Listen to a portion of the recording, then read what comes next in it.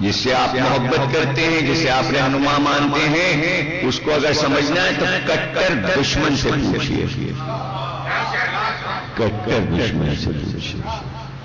دشمن کہہ رہا ہے کوفے میں بیٹھ حسین کبھی یزید کی بیعت نہیں کریں گے، دشمن کہہ رہا ہے، اور دلیل دے رہا ہے دشمن۔ دلیل سنیں گے تو آپ دنگ ہو جائیں گے۔ دشمن کہہ رہا ہے ہمیں یقین ہے حسین کبھی یزید کی بیعت نہیں کریں گے۔ لوگوں نے کہا کس طرح کہتے ہو کہ نہیں کریں گے؟ اس لیے کہ حسین کے سینے میں علی کا دل دھڑکتا ہے۔ پتہ چلا نا باپ نے کسی کی بیعت کی تھی، بیٹا یہ تھا ماحول کو لوگ جب تک نہیں سمجھیں گے تو آج کی تاریخ تو آپ کے سمجھ میں نہیں آئی، سمجھ میں آئی۔ اتنی مضبوط حکومت بنا لی تھی بنی امیہ نے، اور چونکہ شام میں بنائی، شام کی اکثریت عیسائی تھی، تو اب عیسائی عوام کو قبضے میں رکھنے کے لیے ان کے بڑے آدمی کو قبضے میں رکھنا تھا۔ اس کا نام تھا سر جون۔ سر جون سب سے بڑا مشیر تھا، اور بڑھتے وقت معاویہ نے کہا تھا یزید جب مصیبت آئے تیرے اوپر اور معاملہ حکومت کا حل نہ ہو رہا ہو، سر جون سے مشورہ کرنا۔ سلیب لٹکائے رہتا تھا سر جون گلے میں۔ سر جون نے ہی مرتے وقت اپنی سلیب اتار کر مرحوم ہونے والے کے گلے میں لٹکا دیا، یہ کہہ کے یہ تعویذ ہے، اس سے شفا ہوگی۔ اور رسول اللہ نے کہا تھا نہیں مرے گا جب تک گلے میں سلیب نہ لٹک جائے۔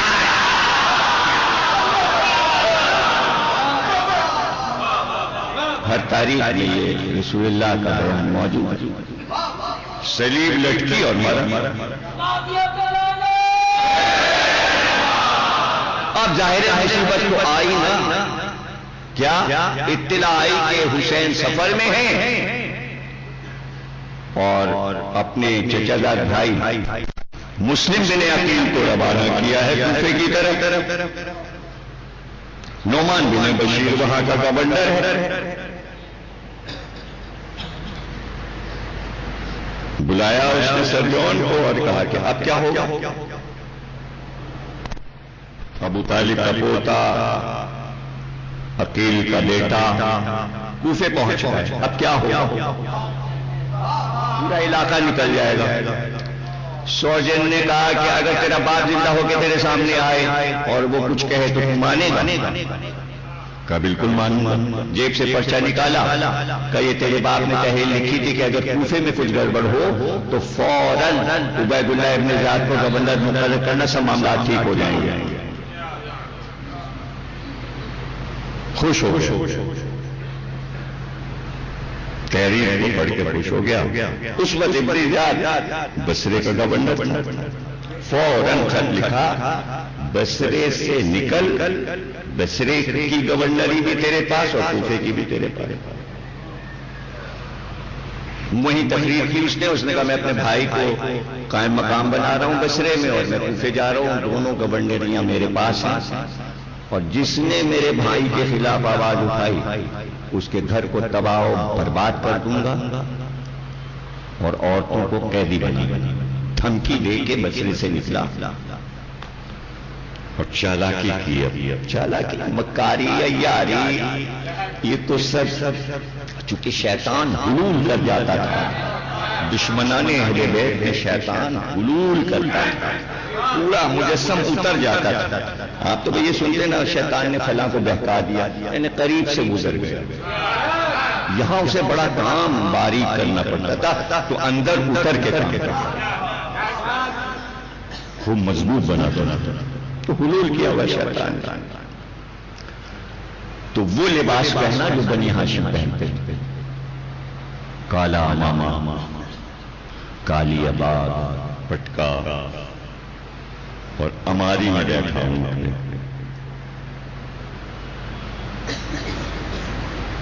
اور ظاہر شکل تو بس جو لکھی اتنا بدصورت تھا، اتنا بدصورت لکھا ہوا، اتنا بدحیہ کیا کہ تاریخ نے لکھا ہے کہ شکل دیکھ کے گھن آئی.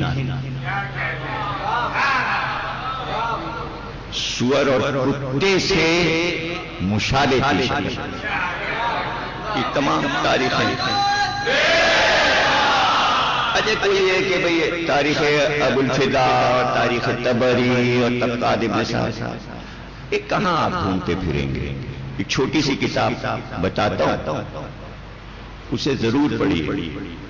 اس میں بہت سی باتیں آپ کو ایسی ملیں گی میٹر کہ آپ خوش ہو جائیں گے.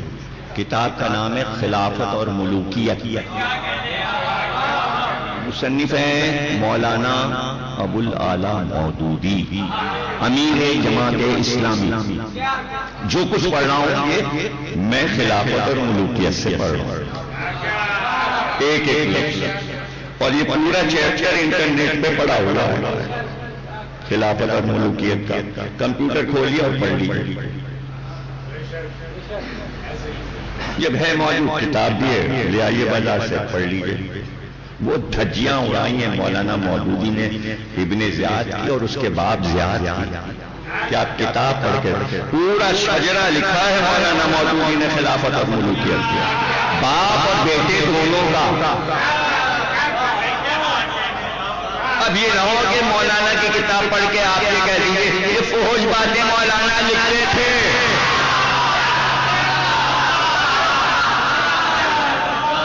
ارے بھائی یہ تاریخ ہے، سب لکھا جاتا ہے. فحش لفظ آپ نے سن لیا، آپ کو اس کے معنی نہیں معلوم.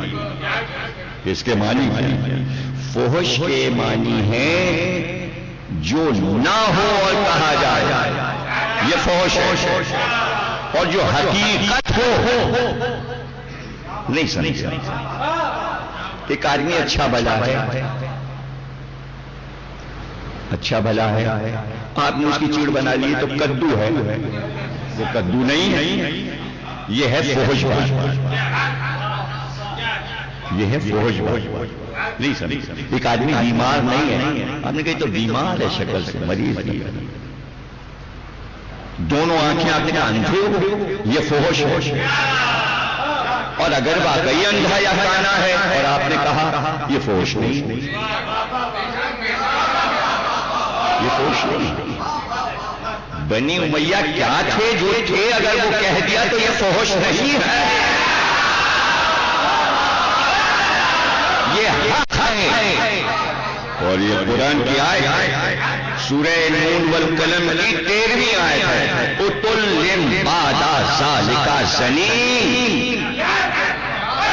زنین اسے کہتے ہیں جو بد نسلہ ہے، اور قرآن کہتا ہے جو رسول کے دربار میں بدتمیزی کرے وہ زنین ہے. پڑھیے سورہ نون والقلم. اور 13 معنی زنین کے لکھیں. ہم نے تو ایک ایسا لفظ کہہ دیا جو ادب کا ہے، لیکن ادب عالیہ کے جو الفاظ ہیں وہ لغت میں دیکھیے گا تو بڑا لطف ہے. ادب عالیہ.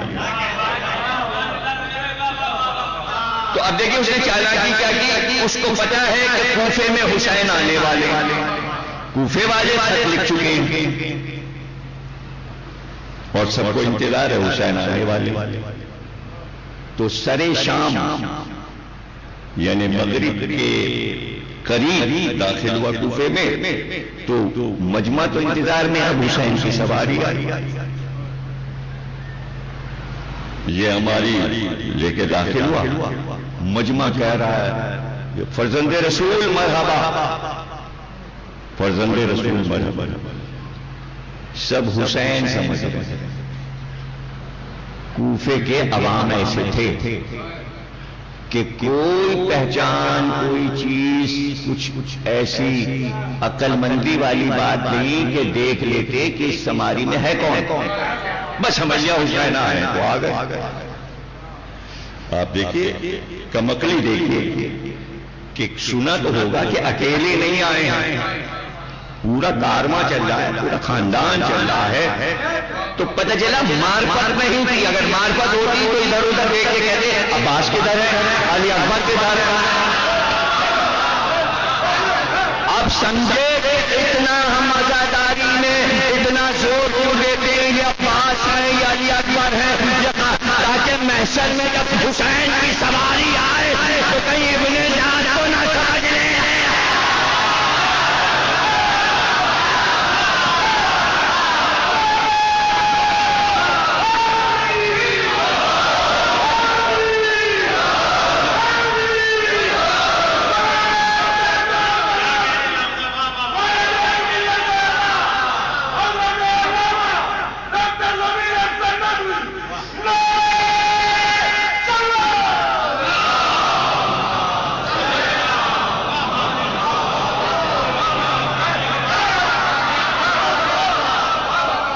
دارالامارہ کے پاس پہنچتا، وہاں سے نعمان بن بشیر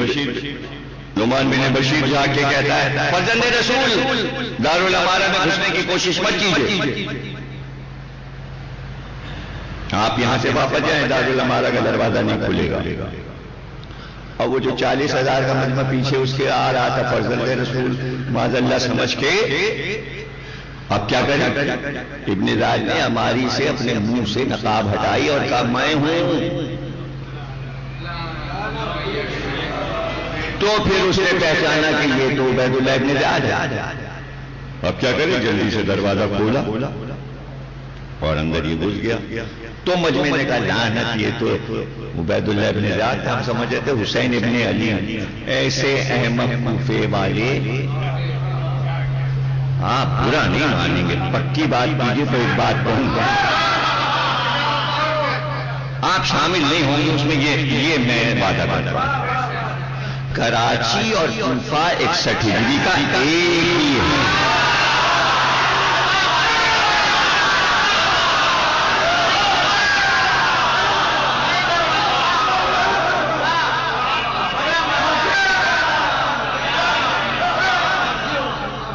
زرداری صاحب آئے تو اتنا ہی مجمع، نواز شریف صاحب آ گئے تو اتنا ہی مجمع، اور عمران خان آ گئے تو اتنا ہی مجمع، چودھری افتخار آ گئے تو انتظار میں باہر اتنا ہی مجمع۔ یہ ہے کیا، یہ ہے کیا، یہ معاملہ کیا ہے، یہ سمجھ سے باہر ہے۔ تو کیا کوفے میں سب شیعہ رہتے تھے؟ اب جملہ تو سن لیجیے، کراچی میں کیا سب شیعہ رہتے ہیں؟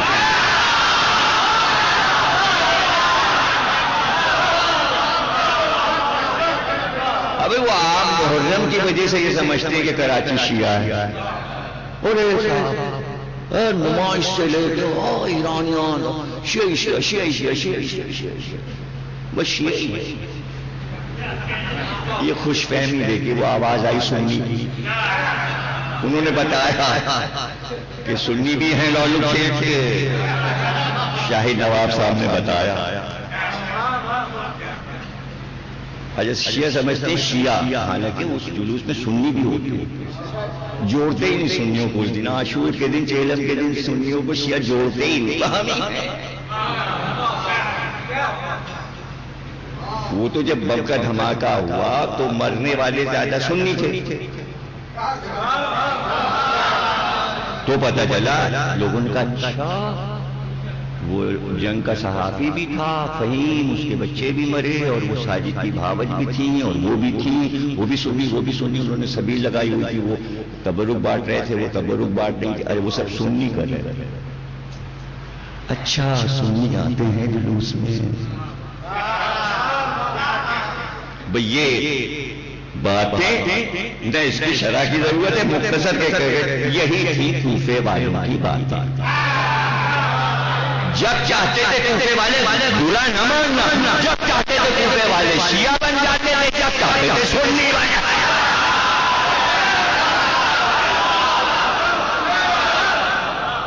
یہ ہے مسئلہ کوفے کا. کیوں ایسا کیوں کرتے تھے؟ اس لیے کرتے تھے کہ بھائی کراچی میں تو پھر بھی کچھ سروسیں نکل آتی ہیں، کچھ کام دھندا ہو ہی جاتا ہے. کوفے میں کوئی کام دھندا ہی نہیں تھی. انتظار میں بیٹھے کوئی لڑائی ہو تو سپاہی بنا کے بھیجا جائے تو پیسے ملے، تنخواہ ملے اور مال غنیمت ملے. وہ تو انتظار میں بیٹھے. اسی لیے تو امام حسین کو خط لکھا تھا. بہت دن سے کوئی لڑائی نہیں ہوئی، انکم نہیں ہو رہی. حسین لڑیں گے تو تنخواہ یا حسین دے، اور نہیں حسین دیتے تو پھر ہم یزید کے پاس چلے جائیں گے، وہاں تو تنخواہ ملے گی. جیسا پیچھے پیچھے حسین کے پیچھے پیچھے لشکر بناؤ تنخواہیں دو. امام حسین جب کیوں آ رہے ہو؟ یعنی حسین بتانا چاہ رہے تھے جو میں اپنے سپاہی لے کے آیا ہوں یہ تنخواہ دار نہیں ہے. جب انہوں نے دیکھا حسین نے واپس کر دیا تو سب ابن جاج کے پاس پہنچ گئے، جھولیوں میں پتھر بھر کے وہی کربلا میں آ گئے. یہ نہیں پتا وہ شیعہ تھے کہ سنی، ہم کو نہیں پتا، ہمیں نہیں پتا. آج کے شیعوں سے رسول اللہ کے دور کے شیعہ، علی کے دور کے شیعہ، امام حسن کے دور کے شیعہ، 10ویں امام کے دور کے شیعہ، امام مہدی کے شیعہ، سب کو ملایا نہ کیجیے. 61 کے شیعوں کو سمجھیے کہ 61 کے شیعہ کون ہیں.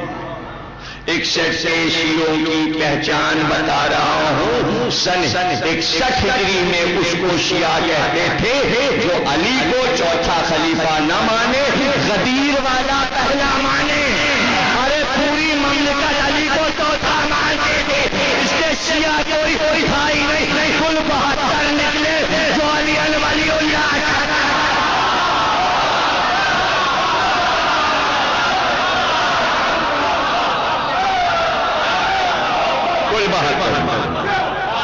اور اس 72 میں ایک مسلم بھی ہیں، ایک مسلم بھی ہیں. اور خانہ کعبہ سے چلتے چلتے لڑائی کی صورت تو کعبے میں پیدا کر دی گئی. خانہ کعبہ میں ابھی حج پورا نہیں ہوا، حج کا دن 9 ذی الحج ہے اور فرزند رسول 8 ذی الحج کو دعائے عرفہ پڑھ کے نکل رہے ہیں اور عرفات میں پہنچ گئے. لوگ حیران، فرزند رسول کیوں جا رہے ہیں حج کو چھوڑ؟ کہ تمہیں نہیں پتا یہاں اس سال حاجی نہیں آیا، سپاہی آئے ہیں. یہ احرام نہیں بندھے ہوئے، احرام کے نیچے تلواریں چھوڑی ہیں، تلواریں چھوڑی. اور بس جب طواف کرنے لگیں گے تو چاروں طرف سے تلواریں نکلیں گی. اور جب تلواریں نکلیں گی تو ہمارے خون کے چھینٹے کعبے کی دیوار پہ جائیں گے. واہ واہ واہ واہ واہ، کیا کہنا حسین کا. نہیں چاہا کہ ہماری چھینٹیں خانہ کعبہ میں اچھل کر قرآن کے اس فارمولے کو باطل کریں کہ جو یہاں آ گیا وہ آمنے ہے. یہاں مچھر بھی نہیں مار سکتے. اگر حسین شہید ہو جاتے مجھے نہیں معلوم جو اس کے بعد کعبے میں کوئی جا کے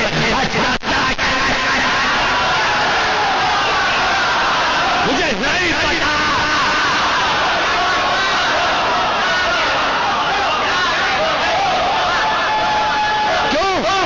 ارے سامنے کی بات ہے، ہر ایک جانے والا سوچتا جب فرزند رسول کی جان وہاں محفوظ نہیں تو ہم وہاں ڈالے جائیں گے. جائے امن قرار دیا حسین نے 8 ذی الحج کو کعبے کو، اور سب کو لے کر عرفات کے میدان میں آ گئے. احرام باندھے ہوئے، ہاتھ اٹھے حسین سے اور پوری دعائیں پڑھی اور پیچھے عباس و علی اکبر اور محمد و قاسم آمین کہتے جا رہے. کیا ہے دعائیں؟ خالص توحید. کیا ہے اللہ کی ہم حسین سنا رہے تھے. اور جب سوار ہو رہے تھے گھوڑے پہ بیٹھ رہے تھے آج کو تو صرف اتنا کا معبود مجبوراً تیرے گھر سے جا رہا ہوں بغیر طواف کیے. آواز آئی غیب سے اے میرے حسین، جملہ سنیے جو حدیثوں میں لکھا گیا، اے میرے حسین، شہید کا رتبہ حاجی سے بلند بلند۔ اگر حسین حج چھوڑ کے نہ جاتے شہادت دینے تو پھر یہ حدیث بھی نہ پتہ چلا شہید کا رتبہ اس لیے بلند ہے کہ اس کو بچانے جا رہا ہے، اس سے بچانے جا رہا ہے۔ اب آپ گھبرا جاتے ہیں کہ جس چیز کو بچانا ہے اسے چھوڑ کر کیسے بچایا جاتا ہے۔ تو اتنی جلدی دلیل دے رہا ہوں کہ شب ہجرت رسول کعبے کو چھوڑ کے گئے بچانے کے لیے، وہ نانا یا ماشا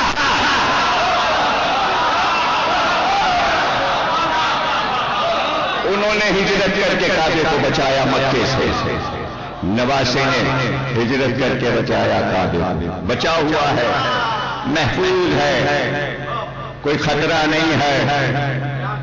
جب تک ظہور مہدی نہ ہو اس وقت تک کوئی کعبے کو ہاتھ نہیں لگا سکتا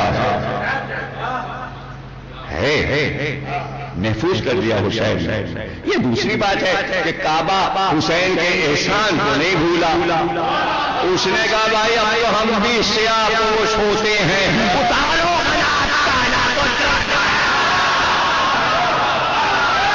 ہم سوگوار ہو رہے ہیں، اس لیے کہ فرزند رسول حج کیے بغیر چلے گئے، آج تک سوگوار۔ اور جو باہر نکلے تو گورنر مکہ کا حکم تھا لشکر کو کہ گھیر لو حسین کو، جانے نہ پائیں۔ تیز نکلے حدود حرم سے، کہاں آپ جملوں کو پائیں گے؟ میں تو بہت تیز جا رہا ہوں، کتنی بابا کریں گے آپ، کہاں سے کریں گے؟ میں خود ہی پہلے بابا کر لیتا ہوں پھر جملہ کہتا ہوں، اندر بابا کہہ لیتا ہوں پھر جملہ کہہ دیتا ہوں۔ میں سن ہی نہیں رہا ہوں کہ آپ کیا کہہ رہے ہیں اور کیا سن رہے ہیں۔ حسین جلدی حدود حرم سے نکلے، اس لیے کہ پتا تھا لشکر آ رہا ہے اور حملہ کرے گا، اور حملہ ہوا، لشکر حسین سے حملہ ہوا، بیویاں ساتھ، بچے ساتھ، راستہ روکا گیا، ہم نہیں جانے دیں گے۔ حسین نے عباس کو اشارہ کیا، عباس کیا مطلب ہے یہاں پر عباس؟ آگے کچھ نہیں کرنا، یعنی حدود حرم ہے، تلوار نہیں نکلے گی، تلوار نہیں نکلے گی۔ اور اشارہ اس بات کی دلیل ہے کہ سب سمجھ گئے، تو سب نے ہاتھوں میں تازیانے لے لیے، کوڑے لے لیے، اب سب کے ہاتھ میں کوڑے، اور اس طرح کوڑے چلائے فضا میں کہ گھوڑے الٹ گئے، گھوڑے الٹ گئے۔ حسین نے کہا کون راستہ روکے گا؟ جاؤ گورنر سے کہہ دو نبی کا نواسا جا رہا ہے کعبہ چھوڑ کے، اور وہ قافلہ جا رہا تھا، اور یہ حسرت سے دیکھ رہے تھے کہ حکم یزید پر ہم عمل نہ کر سکے۔ نکل گیا قافلہ، بڑھتا گیا، اور پھر وہ منزل آئی مسلم، یہ خطائیں ہیں، 4000 یہ ہیں، 4000 یہ ہیں، تم جاؤ، یہ خط میں لکھ رہا ہوں، میں اپنے معتمد کو بھیج رہا ہوں، میں اپنے بھائی کو بھیج رہا ہوں، اس کے ہاتھ پر تم نے اگر بیعت ہے تو میرے ہاتھ پر بیعت ہے، یہ اللہ کا صالح بندہ ہے۔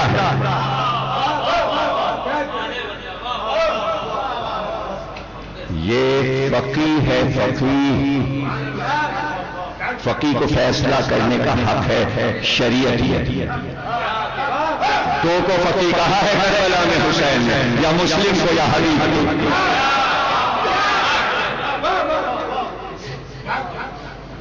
اے مرد فقیہ، حضرت حبیب بھی مذاہب کے خط میں لکھا، چلے مسلم، دو بچے ساتھ، زوجہ سے رخصت ہوئے، دو بچے زوجہ کے ساتھ، محمد اور ابراہیم کو خود لے کے بیٹے ساتھ آگے بڑھے تھے کہ ایک منزل سے واپس ہوئے۔ حسین نے کہا مسلم واپس کیوں آئے؟ کہ ایسا دل کہتا ہے کہ اب آپ کی شکل نہ دیکھوں۔ حسین آنسو بہا کے کہتے ہیں ہاں مجھے بھی ایسا لگتا ہے میں اب تمہیں دیکھ نہیں پاؤں، بس جاؤ مسلم اب مڑ کے نہ دیکھنا، اللہ کی راہ میں جاؤ۔ کوفے پہنچ گئے، مختار ثقفی کے گھر پہ قیام کیا اور مولا علی اور رسول اللہ کے جتنے پرانے اصحاب تھے سب آ گئے۔ پہلی ہی نماز کے بعد مسجد کوفہ میں 40,000 کوفیوں نے مسلم کے ہاتھ پر بیعت کی، اور اب مختار کے گھر سے ہانی کے گھر میں مسلم آ گئے، اور ایسے ابن زیاد آ گیا کوفے میں، اپنے غلام موکل کو کہا 6,000 درہم کی رشوت دے کر کہ شیعہ بن کے گھوم کوفے میں، اور پتہ لگا وہاں اس زمانے میں شیعہ سے مراد علی والا بن کے گھوم، اور پتہ لگا مسلم کہاں ہے، سب کچھ پتہ لگا کہ آ گیا، سب کچھ پتہ لگا۔ اب چونکہ ہانی بھی نہیں ہوئی بات ہوتی، اب زیارت میں ان کا نام خصوصی طور پہ پڑھتے ہیں، اور جب حضرت مسلم کے روضے سے آپ نکلتے ہیں تو دروازے سے نکلیے اور سامنے ہانی کا 10 قدم کا فاصلہ ہے، ہانی اور جناب مسلم، اور دونوں کے روضے مسجد کوفہ سے دیوار سے دیوار جڑی ہوئی، اور اس کے پیچھے مسجد کوفہ کے دارالعمارہ ابن زیاد کا جو محل تھا جو کھنڈر ہو چکا ہے۔ ابن زیاد نے کہا کہ ہم ہانی تم سے ملنا چاہتے ہیں، تم سردار ہو کوفے کے بڑے قبیلے کے سردار، ہم آنا چاہتے ہیں۔ ہانی نے حضرت مسلم سے کہا یہ موقع بہت اچھا ہے، وہ آ رہا ہے، آپ حجرے میں بیٹھیے، اور جب میں اپنے سر سے امامہ اتار کے رکھوں تو آپ نکلیے گا اور نکل کے قتل کر لیجیے گا ابن زیاد۔ آیا بات چیت ہوئی، انہوں نے امامہ اتار دیا، لیکن حضرت مسلم باہر نہیں آئی۔ جب ابن زیاد چلا گیا تو ہانی نے کہا آپ نے ایسا کیوں نہیں کیا؟ کہ تمہیں نہیں پتا حدیث رسول سب کو نہیں یاد رہتی، گھر والوں کو یاد رہتی۔ حدیث رسول ہے کہ مومن کا کام نہیں ہے کہ دشمن کو دھوکے سے قتل کرے، وہ بے خبر بغیر مقابلے کے ہم لوگ کسی کو قتل نہیں کرتے جب تک وہ مقابل نہ آ جائے۔ میں پیچھے سے آ کے باہر نہیں کر سکتا، میں اپیل کر لیتا ہوں۔ یہ وہ باریکیاں ہیں جہاں پر آپ لوگ میں سے بعض لوگ یہ کر دیتے تو یہ ہو جاتا، تو یہ کیوں نہ کیا، یہ سوال اٹھتے ہیں۔ تو جہاں پر یہ سوال اٹھا کرے فوراً جواب خود ہی دے لیا کیجیے کہ ایسا انہوں نے اس لیے نہیں کیا ہوگا کہ حکم الہی یہاں پر یہ نہیں ہوگا۔ یہ ہر زندگی کی سانس میں تابع تھے حکم الہی اور حکم رسول کو، کوئی عمل زندگی کا ایسا نہیں ہے جو انہوں نے کیا ہو جو حکم اللہ اور رسول کے خلاف نہ۔ اس میں پوری زندگی گزاری، ورنہ تو کیا فاتح نہیں بن سکتے تھے، تو کیا وہ کوئی مقبول خلیفہ نہیں بن سکتے تھے، تو کیا نہیں بن سکتے تھے، اور بادشاہ نہیں بن سکتے تھے، سب کچھ بن سکتے تھے، لیکن یہ سب کچھ بننے نہیں آئے۔ حکم الہی کی پوری دنیا میں نشر و اشاعت کرنے آئے تھے اپنے عمل سے، اپنے عمل سے۔ اور جب یہ اطلاع ہو گئی ابن زیاد کو کہ ہانی ہی کے گھر میں مسلم چھپے ہیں، تو پھر ہانی کو بلوایا۔ ہانی اپنے پورے قبیلے کے ساتھ گئے، ڈرتے تھوڑی قبیلے کے ساتھ گئے، اور ایسے میں ابن زیاد نے کہا کہ آپ نے مسلم کو اپنے گھر میں چھپایا کا کون کہتا ہے؟ تو وہ غلام موکل نکل کے آ گیا، اس نے کہا میں کہتا ہوں۔ وہ اسی وقت ہانی نے تلوار نکالی اور پہلا وار ابن زیاد کے سر پہ کیا، 3 بار یہ ہانی ابن زیاد کو زخمی کیا، اور پھر موکل کو آگے بڑھ کر اس کے ایک ضرب لگائی. 12 جنگ شروع ہو گئی دارالعمارہ میں، اور کافی ہانی کے ساتھی مارے گئے، اور پھر ہانی کو گرفتار کیا گیا. اور پھر بار بار ابن زیاد یہ پوچھتا تھا اب کہاں ہے مسلم، مجھے بتاؤ، تمہارے گھر سے نکل کے کہاں گئے، مجھے پتا بتا.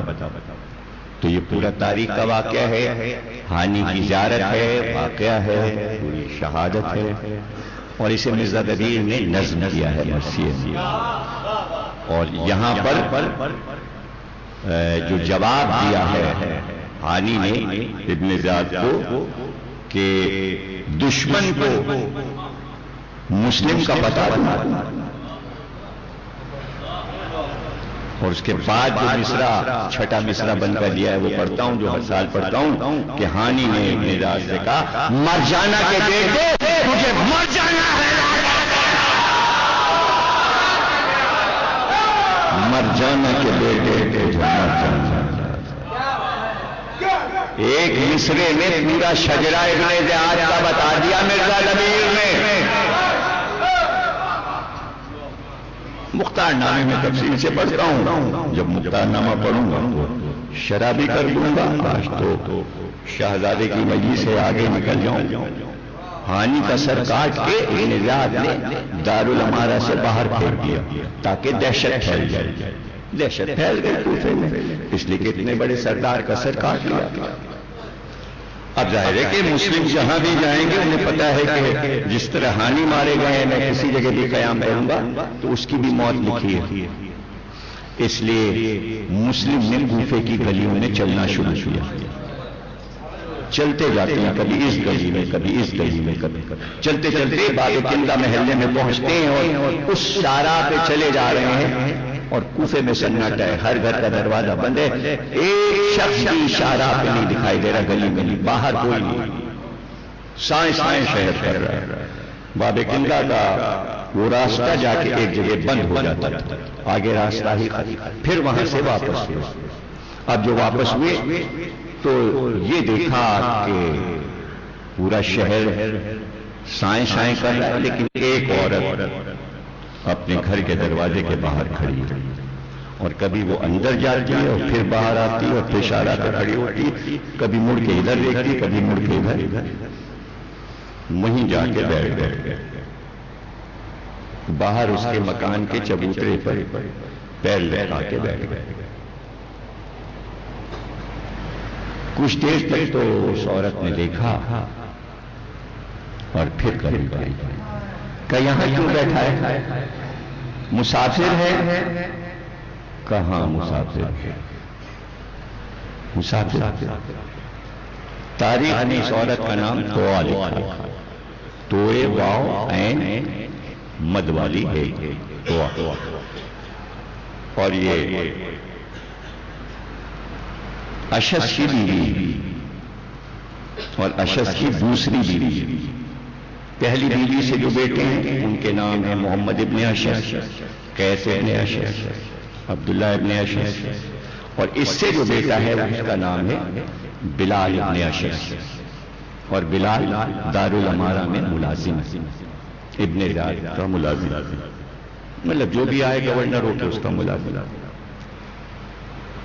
کہا تو کس کا انتظار کرے گا؟ میں اپنے بیٹے کا انتظار کروں، بہت دیر ہو گئی، پورا شہر سائیں سائیں کر رہا ہے اور حالات شہر کے صحیح نہیں، میرا بیٹا اب تک دارالعمارہ سے واپس نہیں آیا، اس کا انتظار کر. لیکن تم یہاں کیوں بیٹھے ہو؟ کہاں میں مسافر ہوں، یہاں میرا کوئی گھر نہیں، میرا کوئی گھر نہیں. کہ تجھے پتہ ہے زمانہ کتنا پورا شود ہے، مسلم کو ڈھونڈا جا رہا ہے، تو اس طرح یہاں بیٹھے تو میرے گھر کو خطرہ ہے، اس لیے یہاں سے اٹھ جا. کہ اٹھ جاؤں گا لیکن تھوڑا سا پانی پلا دے. صبح سے میں نے پانی نہیں پیا، میں صبح سے پیاسا.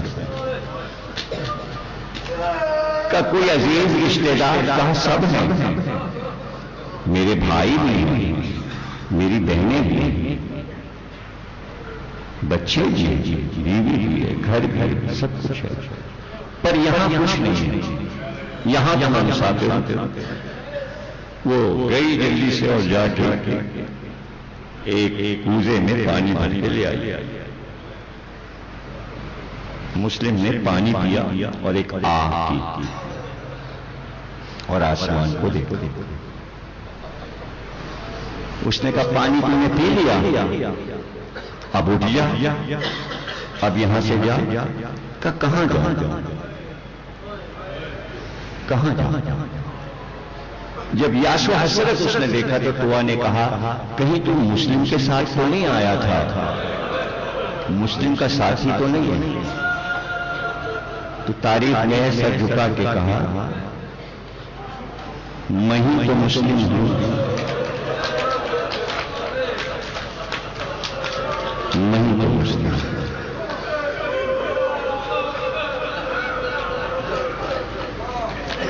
ایک بار بھاگ کر گھر میں گئی، اندر جا کے ایک حجرے کا دروازہ کھولا، بستر بچھایا، اس پہ تکیا رکھا، قریب میں ٹھنڈا پانی رکھا، مسلح رکھا اور بھاگتی ہوئے آئی. کہا شہزادے میں نے سب انتظام کر دیا، آئی تشریف لائی. آپ مسلم؟ یہ کیسے ہو سکتا ہے کہ آل رسول ہمارے گھر کے دروازے پر آئے اور وہ واپس جائے؟ میں محبت کرتی ہوں آل رسول سے. میرا بیٹا ظالم و جابر کا غلام ضرور ہے لیکن میں محبت کرتی ہوں. آئی مسلم حجرے میں داخل ہوئے. اب یہاں سے سارا توا کا بیان ہے، حدیثیں ہیں، اقوال ہیں کہ جیسے ہی ایک خالی حجرے میں توا لے گئے مسلم کو، کہتے ہیں اس وقت جناب فاطمہ کی آواز آئی کہ ہم نے جنت میں ایک بہت خوبصورت حجرہ تیرے نام بخش دیا ہے، تو نے میرے لال کو جگہ دی ہے اپنے گھر میں.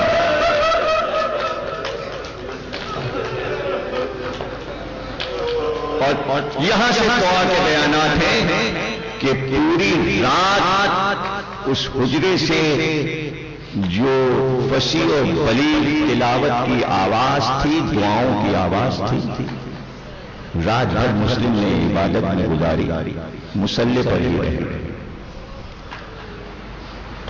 اور رات کو جب بلال آیا تھا اور اس نے حجرے میں روشنی دیکھی اور ماں سے پوچھا کون ہے؟ کہ تو مت جا ماں، بیٹے سے کہا تو مت دے، اپنے کام سے رہ، سو جا، تھک کے آیا. نہیں میں دیکھوں گا.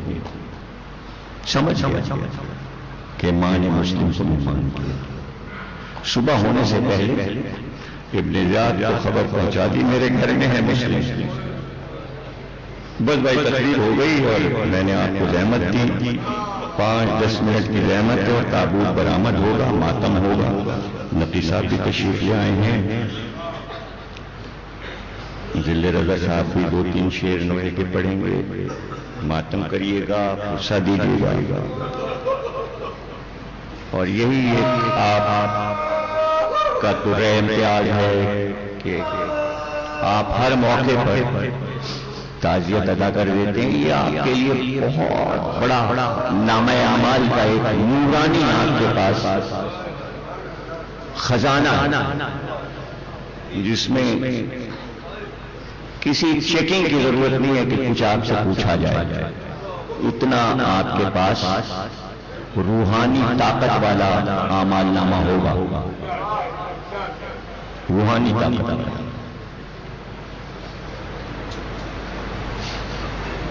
صبح ہوئی، پو نہیں پڑی تھی، سرخی تھی، سورج نہیں نمودار ہوا تھا کہ توا کے گھر کے چاروں طرف سے گھوڑوں کے ٹاپوں کی آواز، اسلحے کی جھنکار. اب توا کہتی ہے کہ جس وقت گھوڑوں کے ٹاپوں کی آواز آئی تو اس وقت میں اس شہزادے کا چہرہ دیکھ رہی تھی کہ جس پہ سرخی چھا رہی تھی. اور ایک بحالی آ رہی تھی، چہرہ سرخ ہو رہا، اور پھر وہ کہتی ہے کہ جو شان میں نے دیکھی ہے اس وقت کہ رات کو عبادت کے لیے مسلم سب چیزیں اتار چکے تھے، زیرہ پہنے تھے، جوشنین پہنے تھے، کمر میں تلوار تھی، کمر میں پٹکا تھا، پشت پہ سپر تھی، سب کھول کے رکھ دیا تھا۔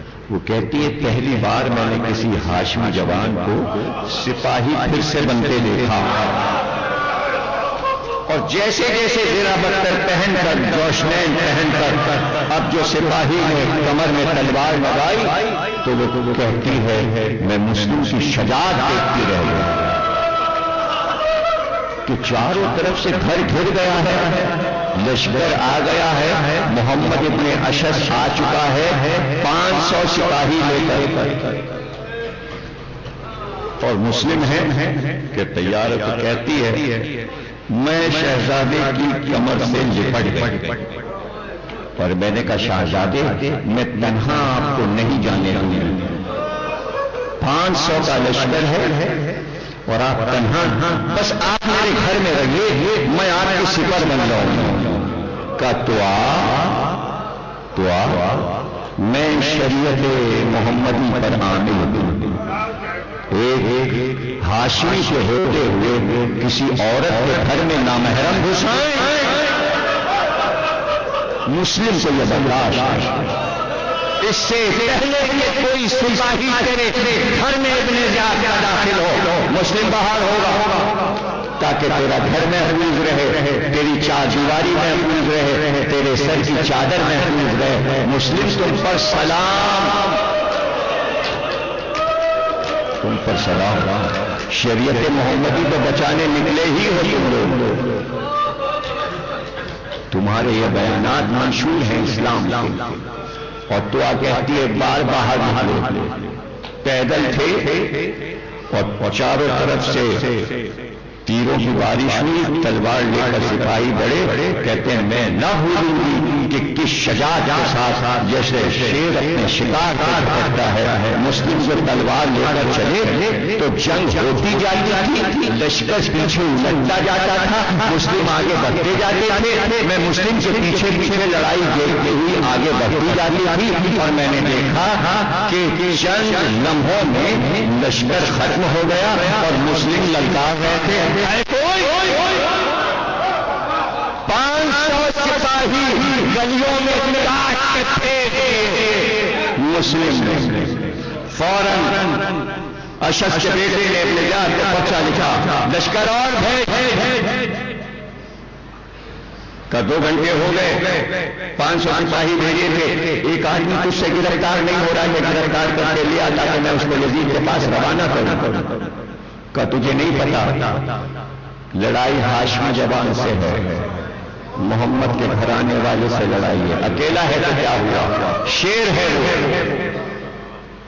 اشجا ہے وہ، 500 سپاہی پھر آیا، تازہ دم سپاہی، پھر لڑائی شروع ہوئی، مسلم نے سب کو کاٹ کے پھینک دیا، اب 1000 ہو گئے جو مسلم کی ٹیک سے کٹ گئے، اس نے پھر پرچہ لکھا کہ لشکر جلدی بھیج ورنہ کوفے کا نقشہ بدل جائے گا، مسلم دارالامارہ تک آ جائیں گے اور پھر بعد میں مجھے پتا چلے گا کیا ہوا۔ تو اب ابن زیاد نے ڈانٹ کے لکھا اور کہلوایا کہ ایک آدمی سے، جملہ سنیے گا ابن زیاد کا، ایک آدمی سے تو فتح نہیں پا رہا، 1000 آدمی جا چکے، اگر اس سے بڑے بہادر کے پاس بھیجوں گا تو تیرا کیا حال ہے۔ تاریخ میں بریکٹ میں لکھا ابن زیاد کا مقصد تھا کہ جب حسین سے مقابل بھیجوں گا تو تیرا کیا حال ہوگا۔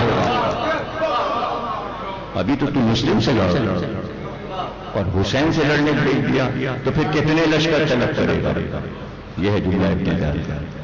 لیکن اب انتظام سب تھا، اب لوگ چھتوں پہ چڑھ گئے اور وہاں سے آگ کے گولے بنا بنا کے پھینک رہے، گولوں میں مٹی کا تیل ڈالتے، اس میں آگ لگاتے، پورا گولا مسلم کی طرف پھینکتے، چاروں طرف سے پتھر مارتے، نوکیلے بڑے بڑے پتھر چاروں طرف سے مار، کئی منزلوں پہ چھتوں پہ لڑے ہوئے وہاں سے لشکر تھا، لیکن جب مسلم نے دیکھا کہ مقابل لشکر بھی آ رہا ہے، لشکر بھی آ رہا ہے اور اوپر سے بھی حملہ ہو رہا ہے، تو تاریخ نے لکھا، پڑھ لیجیے گا تاریخ طبری، مقتل ابی مخنف، اور اگر بہت لیٹسٹ ابھی جلدی ہو دیکھنے کا حوالہ تو ابھی بنٹن رسالہ آیا رضوان زیدی کا، اس میں عابد قنبری مولانا نے مضمون لکھا حضرت مسلم پہ، تیسرے صفحے پہ لکھا ہوا ہے یہ جملہ جو میں پڑھ رہا ہوں، اور وہ مقتل ابی مخنف کا جملہ ہے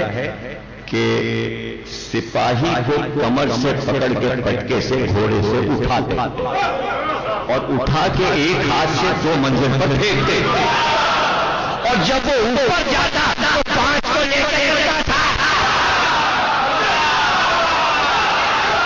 یہ ہے تاریخ، اور یہ ایک مقتل نے نہیں لکھا، 45 مقاتل نے لکھا ہے کہ اس طرح لڑا۔ تو اب جب ابن زیاد کو بھاگ کر لوگ بتاتے تھے اور جب فوج طلب کی جاتی تو جملہ کہتا تھا کہ بس ہو گئی لڑائی، دن ڈھل رہا ہے، لے کے آ مسلم کو۔ تو اشعث کے بیٹے نے جملہ لکھا، کیا کوفے کے کسی سبزی فروش بنیے باہر سے لڑنے کو بھیجا ہے؟ یہ علی کا بھتیجا ہے، ابو طالب کا پوتا ہے، یہ شیروں کا شیر ہے، یہ بہت بہادر، بہت بہادر۔ آپ کو پتا ہے کہ بہادری کی دلیل میرے پاس نہیں ہے کہ آج 1400 سال کے بعد میں مسلم کی بہادری کی دلیل اپنے بچوں کو سناؤں، بس یہ سمجھ لیجیے کہ حضرت علی نے صفین کے 2.5 لاکھ کے لشکر کو 3 حصوں میں بانٹا تھا، ایک میمنہ تھا، ایک میسرہ تھا، ایک قلب لشکر تھا۔ میسرے تو امام حسن اور امام حسین تھے، لیکن میمنے پر حضرت مسلم سے، قلب لشکر میں محمد حنفیہ تھے، لیکن میمنے پر مسلم ابن عقیل تھے۔ اتنا اعتماد تھا مسلم کی شجاعت کے مولا علی۔ تو کتنے ہیں بہادر مسلم کہ حدیثوں میں ہے کہ عقیل کو دیکھ کر رسول اللہ کی آنکھ میں آنسو آ جاتے تھے اور کہتے تھے عقیل تم سے محبت جو ہے نا مجھے وہ 2 وجہ سے، ایک تو اس لیے کہ ابو طالب تم سے بہت محبت کرتے تھے، اور دوسری وجہ تم سے محبت کی ہے کہ تمہارا بیٹا کربلا میں 61 ہجری میں میرے حسین کی مدد کرے، میرے حسین کا ناصر۔ تو مسلم کے سارے حالات رسول اللہ نے بتا دیے تھے، مولا علی کو بھی، جناب عقیل کو بھی، امام حسین کو بھی سب کچھ معلوم تھا۔ اور پھر وہ سازشی ذہن یہاں تک آئے کہ ایک گڑھا کھودا جائے اور اس پہ خس و خاشاک جھاڑیاں ڈال دی جائیں، ایسا لگے کہ راستہ ہے، اور اس طرف لڑتے ہوئے سپاہی بڑھتے جائیں، جب گڑھے کے قریب پہنچے 2 حصوں میں بٹ جائیں، اور مسلم جب آگے بڑھیں تو وہاں گڑھے میں گر جائیں۔ اور ایسا ہی کیا، گڑھا کھود کے اس کو پاٹ دیا اور لشکر پیچھے ہٹتا گیا، اور مسلم جب وہاں تک پہنچے تو اس گڑھے میں گر گئے۔ جب گڑھے میں گر گئے تو اب میں بیان نہیں کر سکتا، اور نہ میرے پاس لفظوں کی طاقت ہے، اس لیے کہ مسلم گڑھے میں تھے اور سپاہیوں نے اپنے نیزے چاروں طرف سے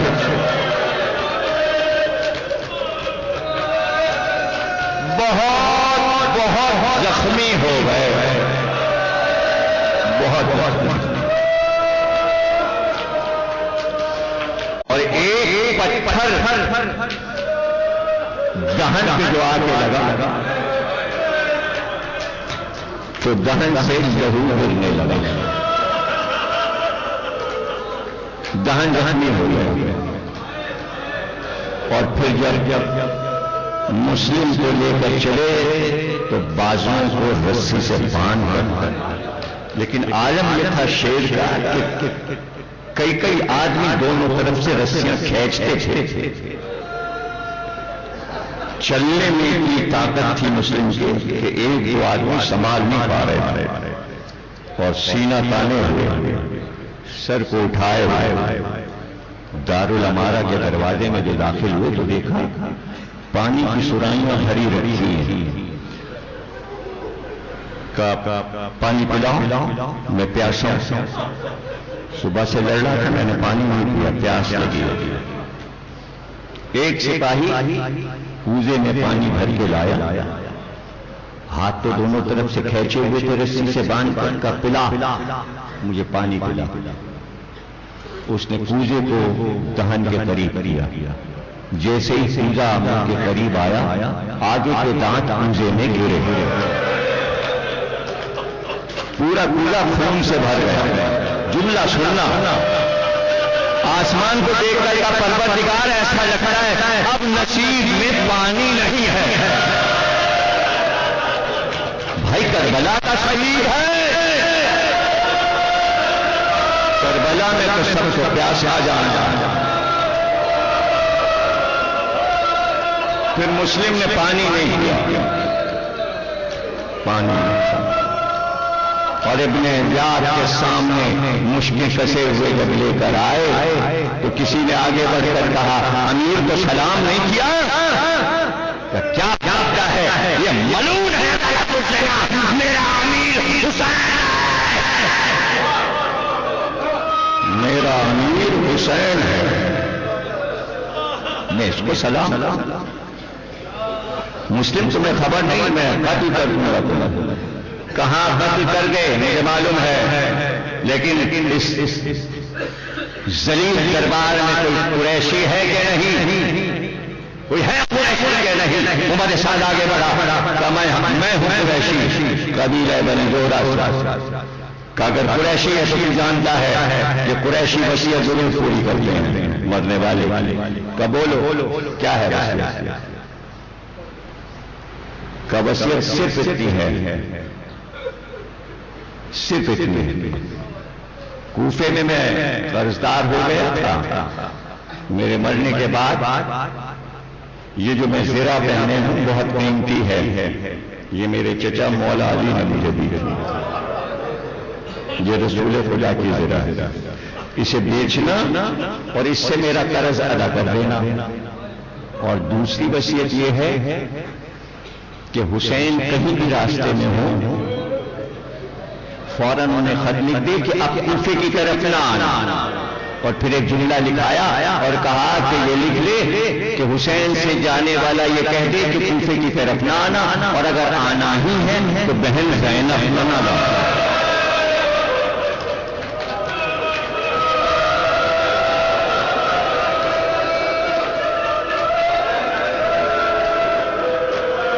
اور تیسری وصیت یہ ہے کہ میرے جو چھوٹے شہزادے میرے ساتھ تھے، کل عید کا دن ہے، کل وہ یتیم ہو جائیں گے تو ان کے سر پہ ہاتھ رکھ کے کہنا تمہارے بچوں کی بھی عید ہوگی تو میرے بچوں کا خیال رکھنا۔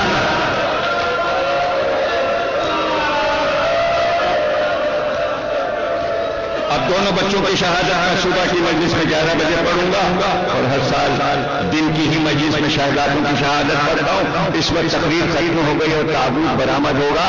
بکر قاتل کا نام ہے، مسلم کو لے کر چلا دارالامارہ کی چھت پر، ابن زیاد نے کہا اوپر لے جا کے سر کو قطع کرو اور وہاں سے لاش کو پھینک دو، سر کو دارالامارہ کے دروازے پہ لٹکا دو۔ شیر کی طرح زینے طے کرتے ہوئے مسلم اوپر پہنچے اور ایک بار مسلم کو گرا دیا گیا۔ اللہ، اب میں کیا پڑھوں بھائی، میں کیا پڑھوں؟ آپ یہ منظر تو پرسوں دیکھیں گے نا کہ کس طرح قربانی کو گرایا جاتا ہے۔ ارے خنجر پھیرنے کے لیے یہ منظر تمہارے لیے تماشا ہے، کیسے مسلم کو گرایا گیا گھٹنوں کے بعد،